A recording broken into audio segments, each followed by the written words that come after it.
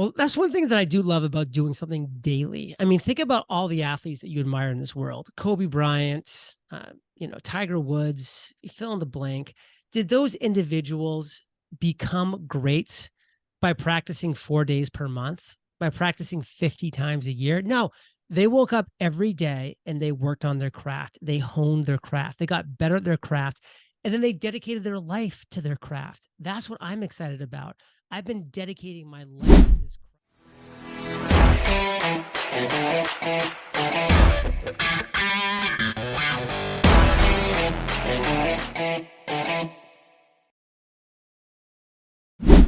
JLD, welcome to Empower Her Money podcast. Thank you for joining me today. I'm honored to be here.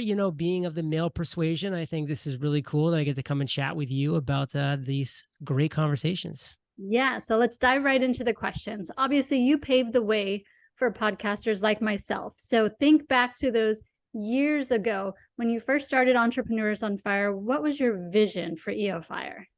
My vision was, number one, to interview the world's most successful entrepreneurs so I could tell their story, their knowledge, their successes, their failures, their strategies, tactics, tips, tools to an audience in a manner that could be consumed for free, on demand, targeted. So that was why podcasting was a perfect platform. I had fallen in love with it for years. And I said, man, I can create a show that doesn't exist, a daily podcast that interviews the world's most successful entrepreneurs and then delivers that content 7 days a week for free to anybody who wants to press the play button. That was my vision. And it's been 11 years, 4,231 episodes, 158 million listens. And I'm still going strong, Angela. Yeah, that is amazing. So I'm sure you consume some podcasts too, and there's a lot of people who've kind of copied your format. What do you think a lot of podcasters are missing that's keeping them from being successful? Here's what they're missing. You will be successful as a content creator if you are doing this one thing. You are creating the number one solution to a real problem in this world. One more time. The number one solution to a real problem. It has to be a real problem, not just any problem, because people won't care enough to pay for a solution if it's not a real problem that they're experiencing, a real thorn in their side, so to speak. But if you can honestly look in the mirror and say, I am creating the number one solution to this real problem, and then you show up every day and do it, you will win. Not today, not tomorrow, but over time, there'll be a day you wake up and you're like, I am winning. And to your point, listen, we're all standing up on the shoulders of giants. I learned from those that came before me. I took some of their great things and strategies and tools and I applied it to my show. But the key thing is I made it my own. I put in my personality and then I put that spin in of I was the number one solution to a real problem in this world. Entrepreneurs on Fire. The day that I launched, it was the best daily podcast in the world interviewing entrepreneurs. It was the worst daily podcast in the world interviewing entrepreneurs. It was the only daily podcast in the world interviewing entrepreneurs. That's why I was creating the number one solution to a real problem, because it was the only solution to a real problem. There was a lot of people out there just like me that were driving to work 5 days a week. They were hitting the gym. They were walking their dog that wanted a show that was coming out every single day with a new episode that they could consume or choose not to, but know that the next day there was another one waiting for them as well. That was the magic of Entrepreneurs on Fire, because nobody wants a pale, weak imitation of somebody else.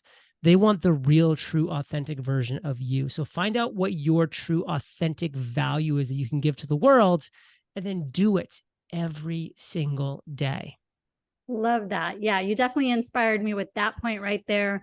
My goal with Empower Her Money is to teach financial education to women everywhere. And you're right, this is a free platform, so a lot of people have access to it. So thinking of today, with the advancement of AI and technology, how do you see that changing, like the podcast world? Obviously, it's a lot easier to edit to get contact out there? Is, chat GPT going to take over and be podcasting? What do you see changing in our world? I mean, listen, things are changing so fast. I mean, you asked me this question in 3 months' time, I might have a completely different answer because the world is changing so fast. And that's both exciting and terrifying at the same time. But whenever there's change, there's opportunity. This is where I'll go back and say it's even more important now because of what you just mentioned, that you become the number one solution to a real problem, because it's so easy to just come out now with generic content and just kind of be this person that's just parroting what everybody else is saying. For so long, people were just posting a quote on Instagram and they were getting traction from that. But then everybody started doing it. And then nobody was getting traction from that because everybody was doing it. So you always have to remember that the higher the barrier, the lower the competition. And whenever you have something where the barrier is low, like meaning that it's easy to jump over, it's easy to copy, it's easy to mimic. If you have any success, even if you're first to market, everybody's just going to copy you because it's easy to copy you. You have to make it hard to copy you. It's really hard to do a show 365 days a year. It's honestly not that hard to do it 50 days a year, 4 days per month.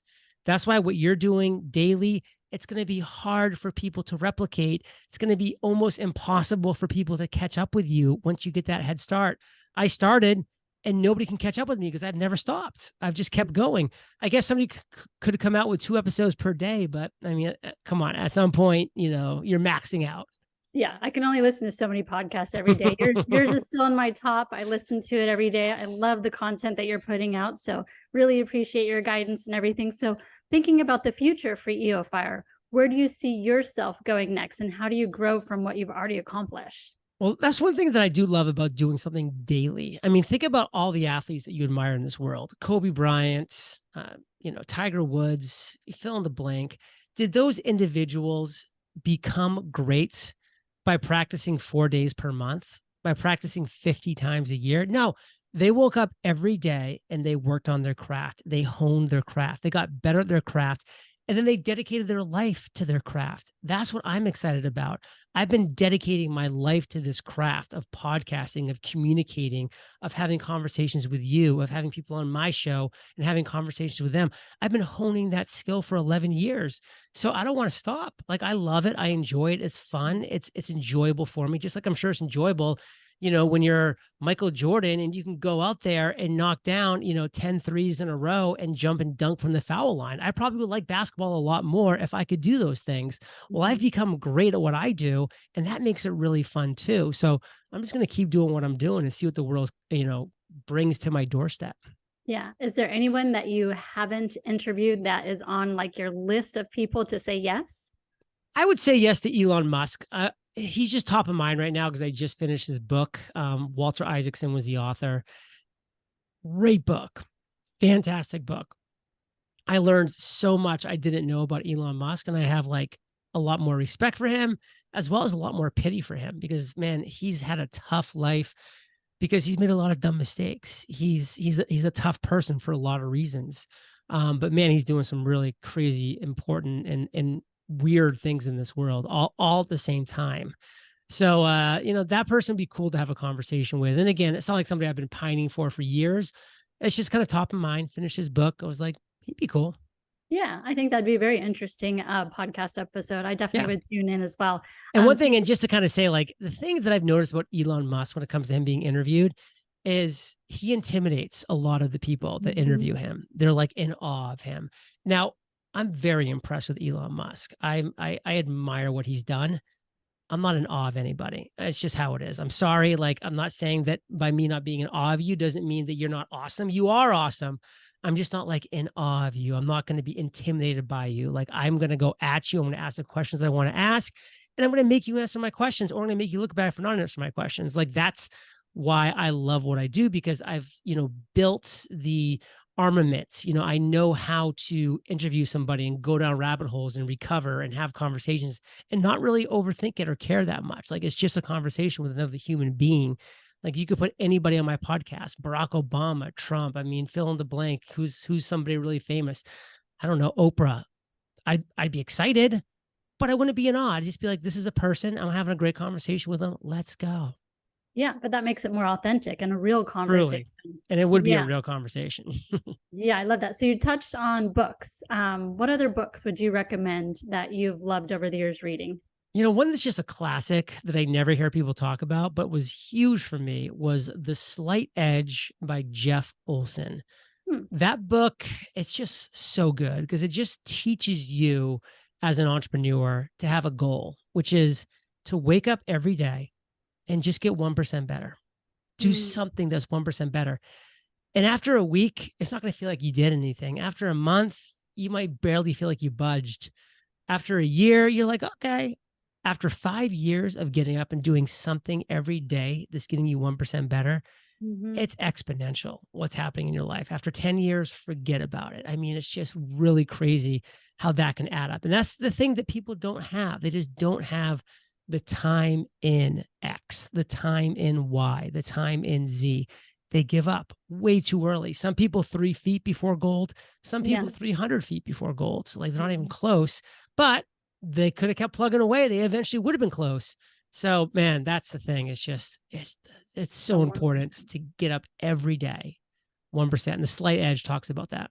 Yeah. And I love your attitude about it. You're so positive. You've got that great energy. And I think that keeps that negativity from coming into your world, which I also love about your podcast because you are very real and authentic with your questions and you're great at pulling that information out from people. So that's I awesome. appreciate that. And that's why I end literally every episode by saying, hey, you're the average of the 5 people you spend the most time with. And you've been hanging out with Angela and JLD today. So keep up the heat. And like what I mean by that is you just hung out with two, if I can brag a little bit, two really cool, fun, optimistic, positive people. Like we're bringing your average up. And, unless you're Elon Musk, like we're bringing your average up. So make sure the other 3 people who you really spent time with today are doing the same thing because you're the average of the 5. And me and Angela, we're doing our job in your world. So finish it strong. That's incredible. You talk about Puerto Rico. What made you decide to move and leave the US to move to Puerto Rico? Listen, you say empower your money. I say keep the money you make. I mean, we work so hard to make money and then we just give half of it, if not more, to the government. And like that huge percentage of our wealth just erodes this unbelievable opportunity to build, you know, generational wealth in such a crazy way. So when I moved to Puerto Rico back in 2016, I went from California where I was paying 51% total tax to Puerto Rico, where I'm paying 4% tax total. And then I'm paying 0% capital gains tax. So if I'm investing in stocks, crypto, real estate, that's appreciating over time. I'm paying 0% capital gains on that so that I can flex that into something else, another investment, another opportunity, philanthropy. Like right now, I have the Torch Scholarship that I started a number of years ago, where actually I sponsor 4 Puerto Ricans every year to go to my alma mater, Providence College in Rhode Island, because I want to bring more diversity to my school up in Rhode Island. I don't want it to be 96% Caucasian. Like to me, that's crazy. That's not the real world. Like let's bring some real diversity to this world. And I'm doing my part by sponsoring a freshman, a sophomore, a junior, and a senior to Providence College every year. So they come back to Puerto Rico now. They're wearing the gear. They're talking about the school, about snow, about this, about that, about the Friars basketball team. We're playing Wisconsin tonight. Go Friars. And it's awesome. And I love it. And we actually, every August, we have a little get together at my house with their family and them, and they all get to hang out and see each other. And it's just a great time. Yeah, I love that. We've got the money tip in there and the giving back. Final question, fun question for you. If you could have a superpower, what would it be and why? My superpower would honestly be gratitude. And that's a superpower that we can all have. And I actually saw that thing on your wall that says, I am thankful. And like, that's a superpower, being thankful, being grateful.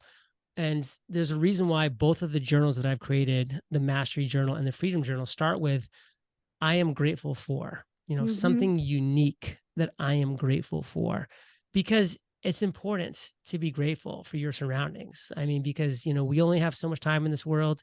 It's so easy to go down that negative hallway that so many people go down, especially with social media dragging you into it, that you have to be thankful. You have to be grateful. So my superpower would be to always be grateful, to always be thankful. Because frankly, I'm not. I try, and I am a lot more than most people, but I'm a human being. I have my ups, I have my downs, and if I didn't, it'd be weird. So I'm glad that I do. But that's a superpower. Well, on that note, I am grateful that you joined me today. Thank you so much, JLD, and good luck to Kate and you. I will be talking to you soon. Thank We you. need it. Adios.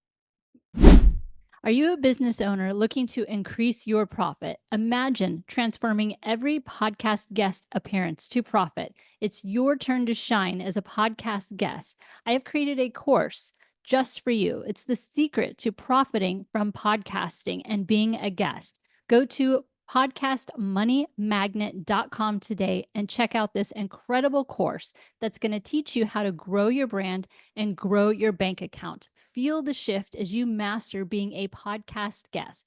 Podcastmoneymagnet.com today.